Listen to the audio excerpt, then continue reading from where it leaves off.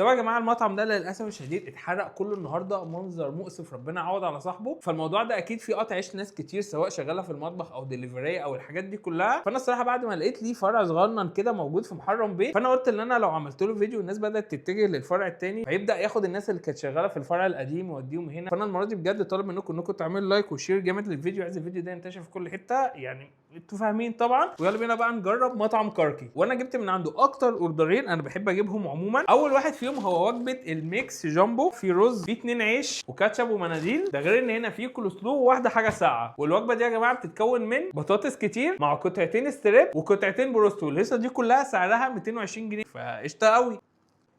ماشي. حته البروست ملحمه الصراحه، التتبيله بتاعت السبايسي على الهادي يا جدعان، ده حجم صدر مش طبيعي بجد والله. تعالوا نشوف بقى ايه النضافه بتاعته من القلب. ملحم قوي. حلو قوي قوي قوي قوي قوي، يعني التتبيله وصل للقلب جدا. العب. لا لا لا، بصوا يا جدعان ده كده شكل الساندوتش، في قطعتين ستريبس محترمين وفي كولسلو وصوص جبنه وحاجات كتير قوي.